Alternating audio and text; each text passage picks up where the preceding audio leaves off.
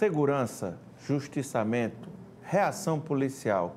Estes serão alguns temas do seu programa Segurança em Foco, com especialistas. O programa que melhor discute a segurança pública e privada aqui em Alagoas. Vamos fazer alguns temas, alguns debates nessa edição de hoje, especialmente apresentada por mim, Alexandre Lino. Fica ligado na nossa programação. Segurança em Foco, volta em instantes.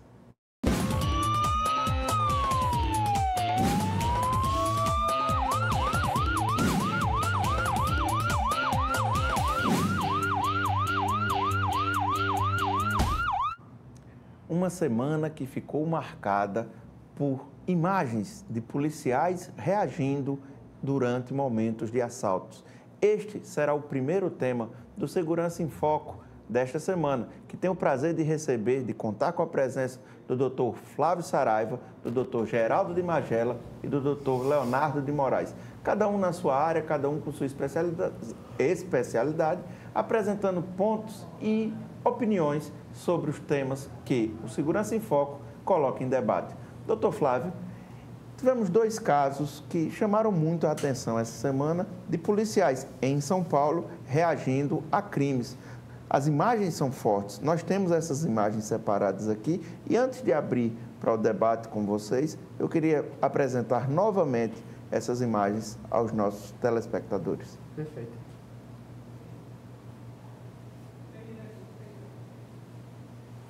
Bom, a gente vai tratar do caso de São Paulo, né? Isso, já tivemos um problema técnico. A gente vai tratar do caso de São Paulo. Da policial. Tem uma imagem. Cátia, né? Tem uma imagem. Isso aí no supermercado já é outro, né? Isso. Em Santos, eu acho. No Guarujá. Você vê o criminoso apontando arma para todo mundo, seguindo o policial e ele espera o melhor momento para reagir, porque ele não cabia mais outra atitude, né? Porque um policial que nessa condição, depois de identificado pelo assaltante, ele certamente seria assassinado. Então ele esperou o melhor momento e neutralizou essa ameaça. Novamente essa imagem, a gente vê, as pessoas correm para o fundo da loja, nós temos uma idosa ali que fica sem reação. O policial... Por sorte, o bandido não a faz de refém. Que seria outra ocorrência, né? E a idosa deita, né? E o policial tem o cuidado de fazer os disparos baixando a pessoa que estava na frente dele. Agiu com bastante habilidade. Os disparos efetuados no assaltante, né? Vê que nenhuma outra pessoa foi atingida por nenhum disparo. A gente também tem as imagens do outro caso. Quero mostrar também outro caso antes da gente abrir para o debate. O outro é o caso da policial, da mãe que deixava um filho na escola. O comparsa foge lá no fundo. Você vê que o policial, como teve a possibilidade de se abrigar entre essas prateleiras, né? Ele se salvou e procurou o melhor momento de fazer o disparo. E antes de fazer o disparo, ainda baixou aquela pessoa que estava à frente dele e realizou os tiros, né? Vamos? E tem outro caso, né? Vamos assistir o outro caso? Olha aí, o caso da mãe.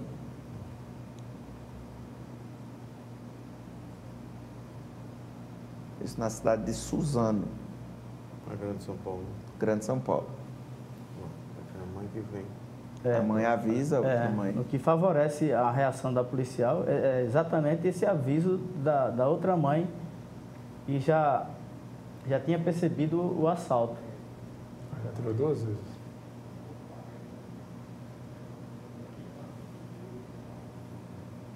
Outro cuidado importante. Puxou a arma.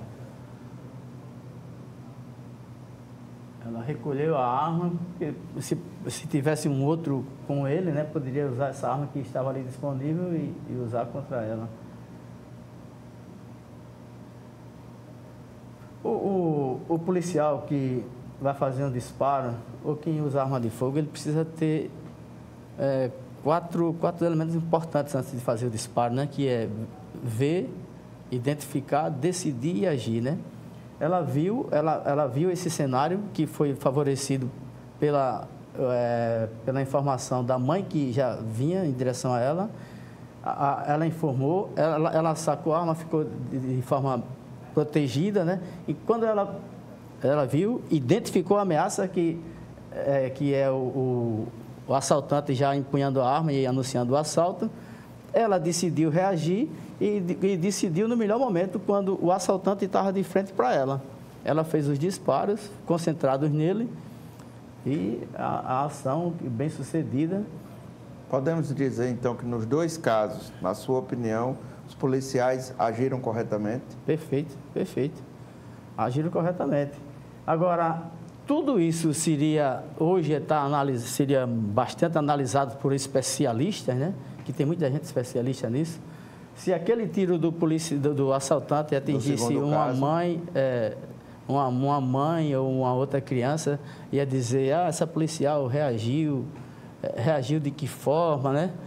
E eu passei por uma situação bem parecida aqui em Maceió. Eu estava no restaurante e o restaurante foi vítima de um assalto. Eu fiz uns disparos nos dois assaltantes. E depois que você faz os disparos, aí eles conseguiram ainda sair no veículo.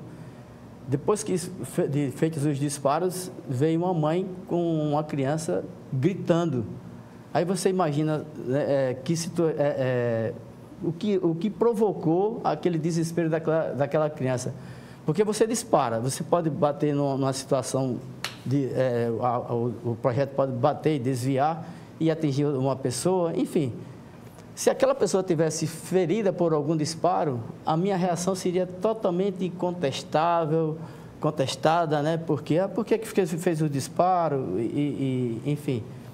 Ia ter muitos questionamentos sobre a oportunidade de ter feito isso, por que não deixar o assaltante sair, né? Essa, por sinal, foi a primeira vez que eu entrevistei o senhor. Esse caso eu acompanhei ele de perto há um bom tempo. Vale recordar e tenho certeza absoluta que o senhor agiu corretamente naquele dia. Mas ainda me perguntaram quem foi que atirou primeiro. Né? Complicado. É uma coisa muito importante para a pessoa. Quem foi que atirou primeiro? Eu estou lá vivo, reagi, depois, no mesmo dia, prendemos os assaltantes, um dos assaltantes, né? O outro a gente não conseguiu pegar no mesmo dia, estava ferido, não morreu. Mas é uma decisão que você tem fração de segundos, né? Quando a gente estava há pouco tempo contando que é 3 segundos. 3 segundos é equivalente a 1.000, 2.000, 3.000. Isso é eternidade para fazer. Você faz N disparos numa situação dessa. E com esses N disparos você pode transformar a vida de outras pessoas. Doutor Geraldo, o senhor considera que esses policiais que reagiram dessa forma agiram corretamente? Sim. Não tinha alternativa. Qual era a alternativa dada numa situação dessa? Não tinha outra alternativa. Não digo que a sorte, não. O fato dos dois serem possivelmente bem treinados, né? Esperaram melhor, tiveram condições de se posicionar, né? Porque outros já morreram no Rio de Janeiro mesmo, um instrutor, acho que do Exército, um sargento. A gente chegou à 49ª morte de policial. Um delegado federal foi morto dentro de casa. Dentro de casa. Então, não, mas esse do Rio de Janeiro, ele era especialista, era um sniper, um especialista, mas ele não teve alternativa, que ele foi surpreendido. Ele reagiu, mas Nesse caso, o fator surpresa. O fator surpresa. Então, o fato de ser bem treinado é relevante demais. Mas o fator surpresa, muitas vezes, é o que leva a acontecimentos dessa natureza. Só que, no caso, uma daquelas mães que já tinha visto... Comunicou, a policial se preparou e escolheu, quer dizer, teve a oportunidade de ter a melhor posição para atirar, né? E veja que é ao contrário do que na rede social. Não, porque não descarregou os 15 tiros, porque não... Bom, aí você vê toda essa coisa que é o comum da rede social e do senso comum, né? Se o sujeito vai assaltar, pô, você dá 3, se você tem mais 12 tiros para possibilidades, por que você não atirou o resto? Não, porque ela imobilizou, ela tinha domínio da cena e imobilizou o assaltante. Que ela podia, ali depois dele neutralizado... Executar descarregado, que é o que não se recomenda. Aí aí acaba a desproporcionalidade. Doutor Leonardo, sua opinião sobre esses dois casos? Bom dia a todos. Não há a menor dúvida de que os dois agiram em legítima defesa. A indagação até que o Magela fez foi importante, né? Que não havia outra saída. E o que é que você faria se estivesse no lugar dela? Claro que são ações que envolvem 2 policiais. E se fala em policiais, há uma preparação, um treinamento para isso. Seria outro, ou não seria, mas seria possível que houvesse um outro resultado se fosse uma pessoa comum, como eu, como você, como qualquer pessoa que nos assiste agora. Mas não há dúvida que houve legítima defesa, né? E só para deixar claro algumas questões, Lino, do ponto de vista do que diz a legislação, no artigo 25 do Código Penal, que deixa bem claro o seguinte, que a legítima defesa é quando existe uma agressão humana que é injusta. Quer dizer, o assaltante chegou lá, nos dois casos, né, chegaram lá para apontar para a pessoa, uma agressão humana que é injusta, e aí existe uma reação àquela agressão que está acontecendo ou prestes a acontecer, e a pessoa reage usando os meios que estão à sua disposição de forma moderada. Ou seja, alguém chegou lá para assaltar, inicialmente seria essa a intenção, né? Apontando a arma para muitas pessoas. Os policiais reagiram com o meio que estava à sua disposição, que era uma arma de fogo. A agressão estava acontecendo. Não é preciso, como o doutor Flávio falou, que você espere que alguém venha disparar para que você venha reagir. Tanto é que a lei fala, a lei deixa claramente a legítima defesa que ela é possível diante de uma agressão que é atual, que está acontecendo, ou iminente, que está prestes a acontecer. Então, você já pode reagir antecipadamente sem ter a necessidade de esperar que a pessoa atire primeiro para que você possa reagir. E nos 2 casos, que é uma situação importante, que eles deram os tiros, conseguiram neutralizar o assaltante, poderiam disparar mais, aí sim dar ensejo ao excesso, e o excesso ali pune, ou doloso ou culposo, que poderia haver até, possivelmente amanhã, uma responsabilidade. Mas eles pararam, renderam o assaltante, nos 2 casos, e conseguiram parar. Mas era o procedimento correto, afastaram a arma. É o melhor exemplo possível de se falar em legítima defesa. Eram 2 policiais. Se os 2 assaltantes descobrissem que eram policiais naquele momento e não houvesse reação, a gente poderia aqui discutir a morte de mais 2 policiais. Mais 2 policiais. Então, isso tem que ser colocado na situação concreta. E não se pode jamais medir a legítima defesa com a régua. Ou seja, alguém deu um disparo, eu dou outro de volta. Se eu dou 2, não é legítima defesa. Se alguém vem me assaltar com uma faca e eu reajo com uma arma de fogo, é desproporcional. Não é assim. Não se mede com a régua. A lei fala que tem que usar os meios que estão à disposição de forma moderada. Se eu tenho uma arma de fogo, está à minha disposição, é moderada. Sim. Se eu tenho uma arma de fogo e uma 12, não é possível que, diante do caso concreto, você venha pedir que alguém tenha a frieza e o tempo de escolher entre a 12 e um revólver, por exemplo. Não tem como. Então, o caso concreto, ele diz muita coisa. E lógico que no calor da emoção, isso também tem que dizer muita coisa para não tratar seres humanos como se fossem máquinas. Nesse caso, a reação foi a mais correta possível, infelizmente, e também foi o resultado. O doutor Magela pontuou algo que eu acho que, para engrandecer o debate, é a questão das redes sociais. Nós tivemos nas redes sociais 2 tipos de posturas. A postura das pessoas comemorando a morte do assaltante, dos 2 assaltantes, e as pessoas, poucas, defendendo, criticando, na verdade, os tiros, achando que o momento seria de render ou até mesmo de aceitar o assalto. A opinião de vocês sobre essas polêmicas de redes sociais? Quando você passa por uma situação dessa e você é o destinatário disso, dessas, sei nem o que é polêmicas. Essas polêmicas. Os comentários. Ano passado a gente evitou um assalto ali na Mário de Guzmão. 3 assaltantes rendendo uma mulher, uma senhora, se não me engano, na médica, levando o carro dela. A gente percebeu o assalto, eu e um primo. Nós fomos e prendemos as pessoas. E o disparo que foi feito, os disparos que foram feitos no pneu, a ponto de neutralizar o veículo. O veículo ficou lá parado. E por que a gente não fez os disparos para dentro do carro? Poderia ser um sequestro, a pessoa está dentro ainda do carro e vitimar as pessoas sem você saber exatamente onde está. O carro com película, você não tinha visão suficiente para fazer isso. Então, abordamos, no momento em que os assaltantes desceram com a mão para cima, acabou, né? Render, neutralizar e entregar à polícia para fazer o procedimento. Aí vem, mas por que não matou? Por que não fez isso? Seria totalmente desproporcional. É desproporcional. Aí você inverte o papel. E agora também, né? Tem muitos ativistas aí que exigem do policial uma atitude que não é razoável, né? De esperar o primeiro tiro, né? Chapa de ferro. De se render, entregar, eu não consigo visualizar. E uma outra coisa que eu acho que eu não concluí no primeiro momento foi de que quando você reage e dá tudo certo, ótimo, você é herói. Mas reagisse, por exemplo, que eu falei, né? Se atingisse uma outra pessoa, o exemplo que eu falei quando reagi, que apareceu a mãe com a criança chorando, mas que não teria sido atingida, veio apenas elogiar a atitude, mas você fica nesse limiar, né? Você dispara. Para onde o chumbo vai, o projeto vai, é indefinido. Magela. Eu acho que essas situações são sempre situações de muita... peculiares.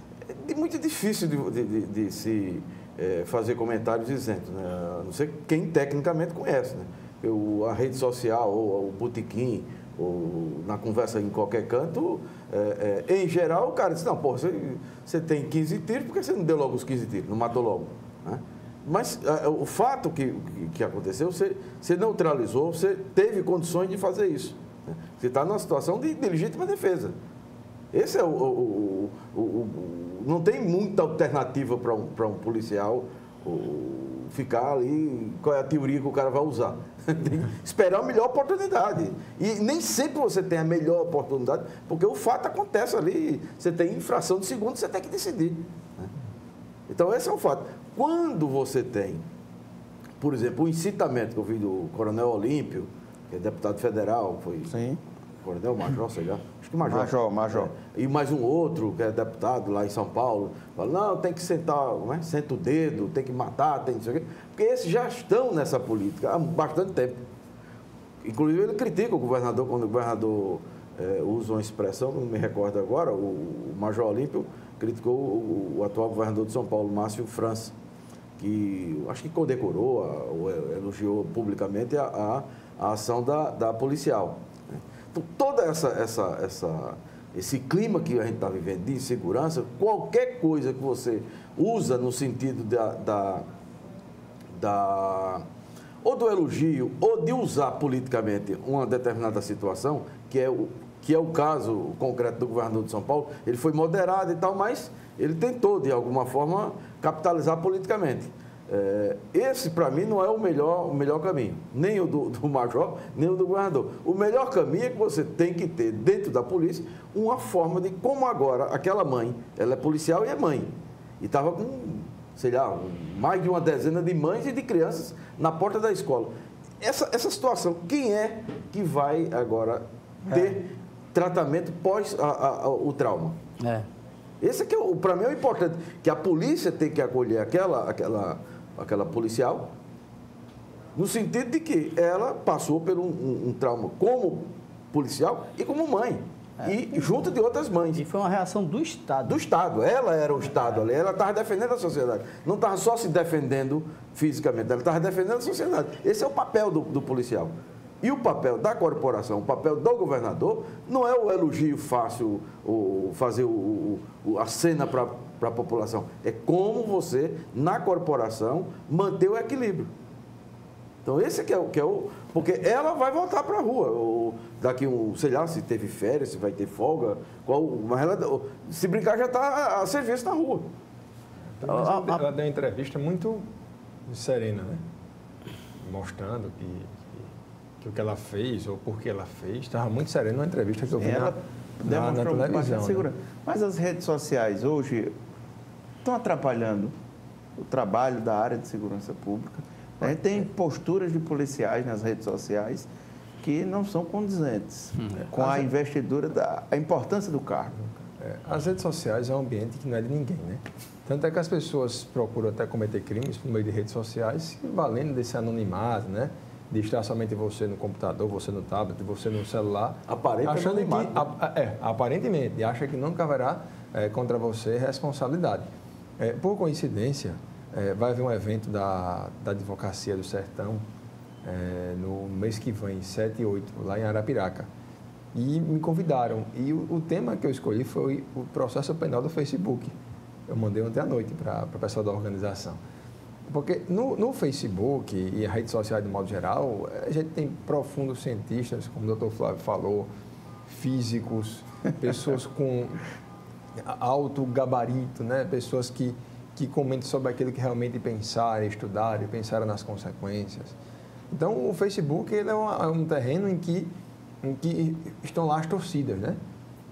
Ou é bom ou é ruim, ou bandido bom, bandido morto, ou bandido bom, bandido preso, é como se fosse torcida de futebol. É o glorioso CRB contra o CSA. Né? Então, é uma torcida. Antigamente, a gente discutia, até nos jornais, ampliando um pouco, questões políticas. Questões políticas era o quê? A escolha do ministro, era um ato do que o governo fez, era uma lei se seria mais ou menos viável. Hoje, a pauta política é a pauta criminal. E essa pauta criminal é feita muitas vezes por redes sociais. Em vários processos que até colegas atuam, a gente percebe que existe um problema sério acerca de concessões de medidas que a lei estabelece pela pressão que é exercida pelas pessoas por redes sociais. Porque geralmente magistrados e agentes públicos têm redes sociais e servem como filtragem. Hoje, nesse caso, né, da policial, eu fiz um comentário e eu geralmente não coloco ideologia, só coloco a lei, meu partido é a Constituição, e alguns me criticaram, outros gostaram, a maioria achou necessário, achou correto. Eu acho que nesse caso, eu tenho certeza que houve legítima defesa. Mas as redes sociais servirem como filtro para isso é algo muito complicado. Muitos juízes e até servidores públicos preferem não fazer o que a lei manda porque amanhã pode ter o seu rosto estampado nos jornais. Quer dizer, você às vezes não faz o que a lei manda, não porque você descumpre a lei por um outro objetivo, mas sim como forma de autopreservação. Muitas vezes se diz que o desembargador, o juiz, magistrado, que seria mais corajoso, seria aquele geralmente que prende, né? Alguém que é perigoso. Hoje pode-se pensar que é aquele que solta, porque pode ser o seu nome estampado aí no Fantástico, um domingo, por exemplo. Então, é difícil, né? Na legítima defesa, a função de quem se defende é a defesa e não a execução. Por isso que é importante que na hora que você consiga render alguém, que você saiba que você, por exemplo, um servidor público, um policial, saiba que você, quando age, e isso é uma coisa que eu critico, eu digo sempre, você age em nome da sociedade como um fim imediato. O seu fim imediato principal é agir em nome da lei. E a lei pune o excesso. Que bom que nesses casos, né, o resultado dele foi bem satisfatório, não porque alguém morreu, não comemorar porque alguém morreu, mas sim porque naquele caso concreto só havia uma alternativa. Ou você atira ou você coloca em risco um número grande de pessoas, inclusive crianças, né, mães que estavam lá. Dela, porque ela era a única que estava armada. Se ele fosse na bolsa dela, ela agiu para defender a si e aos outros, não aí, somente a si mesmo. A gente chama atenção nesse caso para o excessivo número de policiais mortos no Rio de Janeiro. A gente também tem que fazer um paralelo, não só no Rio de Janeiro, mas o Rio de Janeiro chama mais atenção porque estamos chegando. Não chegamos nem... 45, né? 49 já. 49. São 49 policiais mortos. No passado foram 150. Já está mais de 50. Ontem mataram outro. Já? Tem até 2 amigos que estão lá em missão. São policiais rodoviários federais. Parece que no Rio de Janeiro se estabeleceu uma política de assassinato de policiais. Parece que há uma premiação, como se o tráfico, ou até mesmo as milícias também. Acho que é muito mais agora milícia do que tráfico. Ou com outros policiais. Você tá vendo isso se espalhando pelo país, né? No Pará, mataram uma sargento, salvo engano. Um cabo também. Cabo, né? E no dia seguinte houve uma série de execuções, né? E isso, houve uma série de execuções. Sugere que essas execuções tenham sido da autoria da própria polícia, mas isso ainda não está provado. Aí, como é que reage o tráfico? Vai matar mais policial? Aí fica nesse ciclo um ciclo perverso que ninguém ganha e se espalha, e é uma onda que se espalha pelo país, né? O Rio de Janeiro é impressionante. Ontem, mais um policial assassinado, dizendo que foi de um assalto. Um delegado aposentado que não reagiu ao assalto, estava com a filha e a neta, também levou tiro o delegado, levou tiro a filha, a neta foi quem escapou. Então, é difícil viver num país dessa forma. O policial, se for assaltado e tiver identificado como policial, ele está assinando a sentença de morte, né? Então, é uma coisa que precisa ser muito, muito discutida nesse país. Outro assunto que também precisa ser discutido no país e vem sendo discutido no país é relacionado ao número de justiçamentos. Hoje, na Gazeta de Alagoas, a gente tem uma reportagem da repórter Blaine Oliveira, experiente, tarimbada, sobre o número de casos de justiçamento em Alagoas, 39 apontados pela Ordem dos Advogados do Brasil, que cobra punição, inclusive ressaltando que nos 39 casos, 6 terminaram em óbito. Tem aqui o material com o Dr. Ricardo Moraes, e ele diz que há um descrédito das instituições muito forte em relação à população. A população está desacreditada. Se a população acreditasse no Estado, não haveria esse linchamento. Um dos assaltantes que matou o delegado lá no Maranhão, ele teve o benefício de uma saidinha autorizada para o Dia das Mães.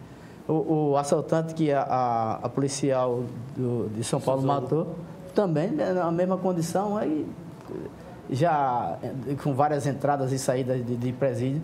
Então, a pessoa... Mas a saída, os indultos são importantes na política de ressocialização? Mas se tivesse política de ressocialização... Então, o fato do sujeito estar lá e dizer, não, eu já tenho vários... Quem é que está avaliando essas pessoas dentro do presídio? Quem efetivamente? Do Estado está avaliando se o cara tem bom comportamento. Que tipo de bom comportamento? Se o Estado não controla o presídio. Então, quem saiu, bom, tem a lei determina isso, bom, vai e tira. Então, vai passar o Dia das Mães em casa, etc. O cara nem foi para casa visitar a mãe, ele foi assaltar.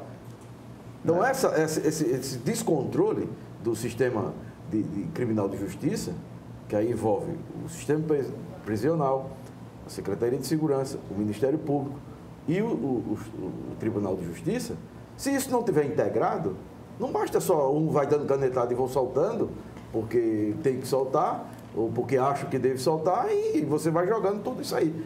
Alguém vai ter que responder por isso. Quem está na ponta, no final, quem está na ponta é a polícia. Né? Quem mais vai ter que trabalhar em função dessa relação é a polícia. E quem vai sofrer, junto com a polícia, é a população. Então, como isso não é integrado, são mundos completamente diferentes. Ou, não sei se é um mundo de autista, não sei que mundo é esse, mas é um mundo que não se comunica. Eles trabalham, é um Estado que não se comunica. O Estado de Justiça com o Estado Executivo e o Ministério Público, eles não se comunicam. E como não se comunicam, ou o tipo de comunicação é para não se comunicar, então acontece o que está acontecendo. Doutor Leonardo, o senhor como especialista na área, advogado também, esse posicionamento da OAB chama atenção? Chama muita atenção. O Ricardo, né, que é um amigo pessoal, muito preparado, recebe, falei com ele, várias reclamações, e às vezes até reclamações semanais, da prática de justiçamento. E eu estava analisando, né, nos estudos e nos casos, quais seriam os motivos que levam a essa prática, né? O primeiro, que é o mais citado, seria o descrédito com as instituições. Eles imaginam que, se por acaso alguém cometer um crime, ela jamais será punida pela justiça. Então, há um descrédito em relação à instituição. Segundo ponto é a morosidade. Para que o caminho entre o fato e a responsabilidade penal, ele é um caminho muito grande. Tanto é que há fatos e fatos em que acontecem a prescrição. Claro, né? Não se pensa em processamento para punir. Às vezes a população ela tem a impressão de que alguém cometeu um crime, pratica o justiçamento e no final você se engana. Aconteceu um caso recente em São Paulo de que alguém foi acusado de tráfico de crianças e aí teve um retrato falado de uma mulher, confundiu aquela mulher com outra pessoa, a mulher então foi morta por conta de agressões pela população e percebeu-se depois que não era aquela mulher, era uma outra pessoa. Então, o descrédito e a morosidade seriam os motivos. O terceiro motivo seria a revolta da população. Hoje em dia se espalha por redes sociais, por programas, etc., que o crime chegou a níveis insuportáveis. E as pessoas, por esse motivo, se colocam no sentimento de querer praticar justiça com as próprias mãos. E isso é crime, né? A lei fala que exercer a vingança privada é crime. É o crime de exercício arbitrário das próprias razões. Então, seria basicamente aí os 3 principais motivos para isso. E aí vem a discussão. Muitos desses que foram linchados realmente cometeram crime. Normalmente era normal que houvesse uma responsabilização penal. Mas não se fala em responsabilidade penal que seria a jato, né, correndo. Há um tempo para isso, mas não um tempo que se aplica ao Brasil. Se a responsabilidade passa pela participação do Poder Judiciário, é interessante que existam mais servidores, que ele fique aberto o dia inteiro, audiências de manhã, audiências à tarde, com várias com juiz titular e juiz substituto. Claro que hoje a demanda é muito grande, a gente sabe disso. Mas tudo isso passa. E nos presídios o índice de reincidência é muito grande. E claro, se você está preso, imagine-se que você preso, você tem uma condição de que o Estado, com alguém que é colocado em um determinado espaço, ele possa tratar a pessoa. Tratar seria uma doença, mas ele possa, naquele tempo, oferecer à pessoa condições para que ela entenda que o que ela fez é errado e daqui para frente consiga uma profissão nova, etc. Mas quando entra no presídio, o caminho normal é que ela saia pior. Você entra alguém que cometeu um furto, cometeu um assalto e vai sair um faccionado. Você tem 2 opções, ou PCC ou Comando Vermelho. Quem não é faccionado vai ficar numa ala separada. Só que nessa ala que é separada, você fica ouvindo a noite inteira. Vou matar você, matar você. Houve uma zoada, todo mundo se acorda com medo, achando que é uma rebelião. Né? E nesse caminho havia uma ala em que há pessoas não faccionadas que podem morrer a qualquer momento. Quer dizer, eu acho que esses fatores todos levam a tudo isso. E perceba que há um ponto de partida, que é o próprio Estado. Ou é o estado de morosidade, ou o estado de revolta, ou o estado discreto, ou o estado de reincidência. Eu acho que um grande diálogo, como a Angela disse, entre eles, entre os órgãos estatais, seria fundamental.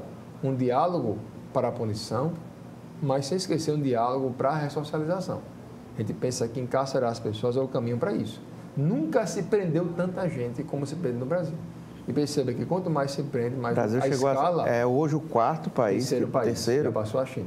Então, passou a Rússia. Então, hoje se prende muita gente, mas percebe que quanto mais prende, mais a curva do crime é sempre ascendente. Então, tem alguma coisa de muito errada que a justiça sozinha e a polícia sozinha não vai dar conta do recado. Como o senhor vê, observa, analisa o justiçamento, o linchamento, a prática do linchamento? Hoje nós estamos falando de 2018. O linchamento é uma prática medieval. E vem de lynch, né? Lynch. É o que o professor Leonardo falou. É o discreto do Estado, é o resumo de tudo isso. Se a pessoa... Você imagina você residindo numa comunidade em que um assaltante, o usuário de drogas, traficante, ele sai da comunidade, vai e volta, vai e volta, vai e volta, e praticando... Vai e volta significa entrar no presídio e sair, entrar no presídio e sair. Chega um momento, e mais das vezes as pessoas recorrem aos serviços do Estado, que é a polícia não chega. Aí, se tem a oportunidade de resolver esse problema lá internamente na comunidade, vai e resolve. É certo? Não é certo. É bastante errado, complicado e tem responsabilidade penal por isso. Mas o que resume tudo isso, porque é a deficiência do Estado, é o descrédito do Estado. Mas a gente corre um sério risco, por exemplo, ontem aqui em Alagoas. Alagoas esteve na rota da operação da Polícia Federal para prender acusados de pedofilia. Desde ontem, nas redes sociais, circulam as fotos dos acusados desse caso de pedofilia. Isso pode ter reação, inclusive, na família deles. Isso vai decretar Então, a morte, até a morte moral pública. A morte moral. Não se fala, a pessoa às vezes pensa, não, mas essa questão da presunção de inocência, defender quem é culpado, passar a mão na cabeça de quem cometeu o crime, não é assim, não. Quando você fala em presunção de inocência, você fala em dever de tratamento. Sabendo que o Estado tem como principal fundamento, logo o primeiro fundamento, que é a dignidade da pessoa humana. Então, você vai punir alguém garantindo que aquela pessoa que vai ser punida tem um mínimo de dignidade, que seria, pelo menos no começo do processo, não mostrar o rosto da pessoa. Há uma decisão aqui da 17ª de uma vara da Fazenda Pública Estadual que impede que haja apresentações coletivas justamente por isso. Não é que, primeiro, para não decretar a morte moral de alguém. O senhor concorda com Não, isso? concordo. Concorda com essa? Com essa posição, concordo. A apresentação coletiva, os órgãos públicos têm o dever de ser transparentes, de explicar suas operações, etc. Mas eu tenho certeza que a polícia ela pode explicar as operações que aconteceram sem colocar o rosto da pessoa à frente. Então você consegue compatibilizar uma garantia mínima de alguém que vai ser acusado, que vai ser responsabilizado, possivelmente também vai ser condenado, para que você não decrete a morte moral de uma pessoa. Né? Durante o processo, esse é o normal. A lei impõe a presunção de inocência não é somente com uma carta de recomendações, não, é dever de tratamento. E é muito possível que se alguma família se sentisse lesada, que ela pudesse até responsabilizar quem veiculou o rosto da pessoa. Então, e há quantas pessoas que estão no veiculado que nunca mais conseguem restabelecer as suas próprias vidas, mesmo consciente do que fez, que pagou pelo que realmente fez, mas não consegue restaurar a sua vida. O que é que ela pensa? Vou fazer o que agora? Vou entrar para o mundo do crime, já que na universidade do crime, na sociedade eu não sou muito mais do que aquilo que eu imaginei que acontecia. Né? Hoje eu tenho uma dimensão muito maior, eu tenho companheiros, seu local em que eu posso buscar A, B, que eu posso pegar arma. Então, eu entendo essa situação. Tratado de irmão. Irmão, isso, tem que existir estatuto próprio. Doutor Magela. É complicado.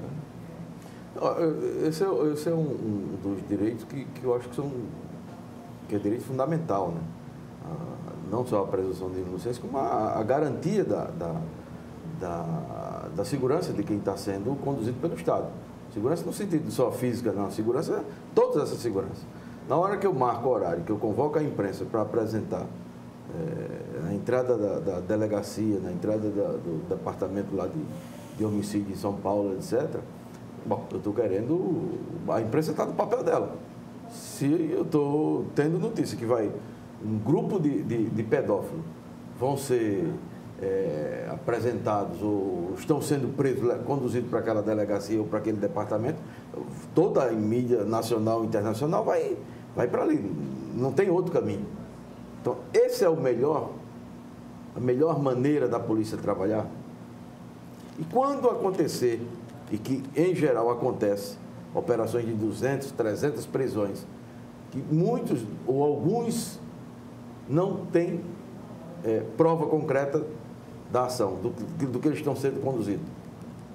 Quem repara isso aí? Não há como reparar. Hoje é impossível. Não tem como restaurar a honra, a dignidade dessas pessoas. Não tem como. E até mais, só para acrescentar, discute muito hoje em congressos o chamado direito ao esquecimento. Pode ser até que no processo você seja absolvido no final. Mas quando você coloca no Google a informação sobre aquela pessoa e coloca o nome dela, a imagem que vai aparecer é alguém que foi preso, que foi conduzido, né? Ou seja, há uma eternização do sofrimento de alguém que nunca mais vai ter sua vida reparada. E bem assim ocorre nos boletins de ocorrência. Porque você tem um crime desse, você vai para o flagrante, você faz BO, né? Os termos circunstanciados, você é inocentado, mas continua lá. Permanece o registro na instituição policial. Neste caso de aparecer e não ser, a gente poderia fazer alguma relação com a questão das prisões naquela festa dos milicianos no Rio, que as famílias foram para frente da delegacia, para frente do presídio, dizer que as pessoas eram vítimas, porque elas eram apenas convidadas, elas não faziam parte da milícia? Ou há muita dramatização? por parte do lado das famílias, há uma vitimização. Eu acho que pode ter as duas coisas. Exatamente. Pode ter as duas coisas. Agora, na hora que eu vou, dou o flagrante lá em cento e tantas pessoas... 159. 159, não há como esconder. Ninguém esconde o flagrante de 159. Né? Então, cria o que criou. Aí você tem lá um que tem problema mental, aí você tem outro, que era bailarino, o cara mora na comunidade. O cara transita com o avião da comunidade. Ele é membro daquela comunidade. O avião não, traficante armado de fuzil. Não, aqueles, mas... Houve, inclusive, reação durante a abordagem policial. Mas alguns milicianos reagiram, atiraram nos policiais. O garoto que está lá... Até alguns que conseguiram fugir. O cara que está lá, o sujeito que está lá, que foi preso, eu trabalho sou chapeiro da padaria, não sei das quantas, tem carteira assinada, etc. Ele mora naquela comunidade. Ele sabe quem são os colegas dele que vendem crack, que vendem maconha. Mas ele queria ir para a festa. Ele pagou o ingresso para ir para a festa. Então, qual é a obrigação do Estado? Separar. Não só separar, como investigar mesmo, botar a lupa. Pô, não vamos dar o flagrante dessa aí, vamos afinar até onde nós vamos pegar os cabeças daí. Porque na hora que eu peguei os 150, matei lá 4, 5, eu botei 150. Bom, e agora? Ficaram 25, 26, 20 e tantos ficaram. E tem algum registro. Bom, então vamos para cima dos 25 para ver o que é que tem em cada um desses. Então, essas operações, eu sempre sou cismado com mega operação, essas coisas, que sempre tem Mas aí, assim, você tem o problema dos bailes funk nas comunidades, onde não é novidade para ninguém que os traficantes chegam lá com seus fuzis, né, ostentando tudo, a joia e tal. Como é que o Estado vai fazer? Aí... primeiro você tem que parar, confinar aquela abordagem, né? O ambiente daquela abordagem. Ou não abordar ali, né? Porque a possibilidade de sair gente morta ali vai ser grande. Você vai ter que montar outra estratégia. Mas aí onde é que vai ser a operação? Onde é que vai ser que você vai ter a oportunidade de prender? De pegar tanta gente aí. Os 26 que foram presos, as armas que foram apreendidas, isso não tem valor nenhum. Tem valor o restante que saíram como inocentes. Mas esse aqui é o limiar, entendeu? Da legalidade da coisa. Um só, se aquele cento e tantos, mas só aquele que tinha problema mental lá, se todos aqueles estivessem comprometidos e aquele foi junto, aquele jovem foi junto lá com problema mental, só esse fato justifica você não operar, não pegar todo mundo. Porque se o Estado não consegue desmontar as milícias, desmontar o tráfico de drogas, etc., não vai ser pendendo de camburão, de botando em ônibus, que você vai resolver o problema. Uma coisa certa, eu não tenho dúvida que daquele grupo tem muita gente que tem que pagar, um monte de gente. Mas também tem inocentes. Tem. Muita gente realmente é miliciano, estava com arma aqui, que trafica drogas, que domina a população. E até que o baile é de miliciano. Isso. Que organizou, tem um monte. A questão é o seguinte, o que é que a lei estabelece no momento que você vai fazer a prisão? Essa é a questão. Por isso que eu deixo bem claro o seguinte, quando se age em nome da lei, não é da sociedade, é em nome da lei. É o estrito cumprimento do dever legal. E a lei diz o seguinte, que para que você prenda alguém, você tem que dizer o que cada um fez. A lei fala que você tem que individualizar o que cada um fez. Mas como é possível fazer isso? Não sei. Mas é um trabalho. As pessoas têm disso. Para não chegar amanhã, haver uma grande operação que envolve aqui o empresarial e prender todo mundo e dizer para que tem a ver com isso. Aí por isso eu fico uma semana, 2, 3 semanas, 4 semanas presas e só sai por conta de uma operação social. Existe, por que a audiência de custódia não reparou esse erro no dia seguinte? Mas aí o juiz não teve a prisão. Por causa do espetáculo. Exato, aí se atribui isso muito à polícia. Não é a polícia não tinha recurso. Mas é o conjunto. Mas olha, não é a culpa da polícia não. Estou colocando culpa no Estado como um todo, porque tem participação do Ministério Público, do Poder Judiciário. Né? Aí você podia reparar esse erro no dia seguinte. Mas a audiência de custódia de 150... Venha você, aí como você vê a vida do cara, se tem algum registro. Não, você tem indicativos, né? Eu não tenho também dúvida. Resolveria ali. Eu não tenho dúvida também que a polícia está certa. A polícia investigou porque ali havia milícia, certeza. Achou a arma. Achou a arma, analisou. Em quantidade grande. Achou a arma. Eu digo só o seguinte, no momento então... Carro roubado. Aparentemente, eu acho que todos cometeram o fato aqui, tem muita gente, vamos prender. E aí vamos conseguir separar amanhã, ou conseguir separar hoje, não sei, neutraliza, conduz para a delegacia de polícia, faz uma grande operação, para saber o que cada um fez. Porque aí depois do resultado de tudo isso, de prender tanta gente, foi que a polícia o Ministério Público e o Poder Judiciário foram muito mais criticados do que elogiados. Uma operação que seria bem sucedida, que neutralizou um grupo que era muito perigoso, mas aí prender todos de uma vez só. Eu vi que tem um artista de circo, que quando acabou o cara foi dar uma entrevista coletiva e a OAB do Rio de Janeiro, que é muito forte, ficava aqui lá, né, Viajar? E aí a OAB ficou em cima, a Defensoria Pública do Rio de Janeiro, que é fantástica, e em cima para dizer, não se pode prender todo mundo assim, por quê? Porque daquilo que vimos no processo tem uma acusação genérica contra todos. E ela disse, tem que saber o que cada um fez para que possa prender. É uma garantia que é para o cidadão. Claro que é possível que haja o erro de você liberar pessoas que precisavam ficar presas. Mas é um preço que nós temos que pagar. Se no outro dia, após a audiência de custódia, tivesse separado esses 26 que continuaram lá e o restante seria muito liberado, nós não estaríamos discutindo isso aqui. Sim. Agora, é muito mais fácil, não. A polícia fez, deixa aí. Não foi erro.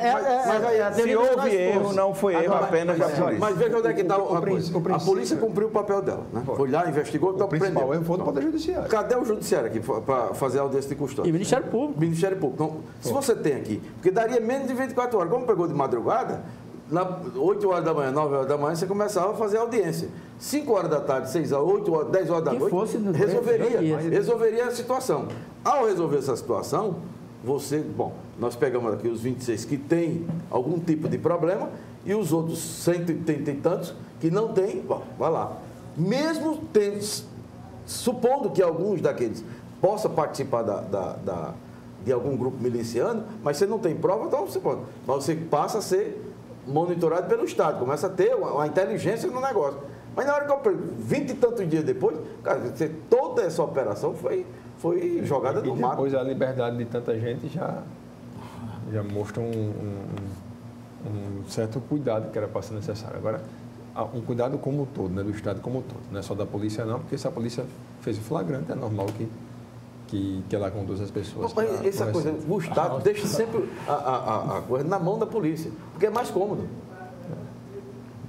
Aqui o debate é bom, aqui o debate é qualificado, diferenciado. É muito bom a gente ter toda sexta-feira esse debate sobre segurança pública, esse debate aprofundado com opiniões às vezes convergentes, às vezes divergentes, mas opiniões de pessoas que conhecem o assunto. Então, tenho que agradecer aqui mais uma vez a presença do Dr. Flávio Saraiva, a presença do Dr. Geraldo de Magelo e do Dr. Leonardo de Moraes, cada um na sua área, cada um com sua especialidade. Eu, Alexandre Lino, volto na semana que vem aqui no comando do Segurança em Foco. Um abraço.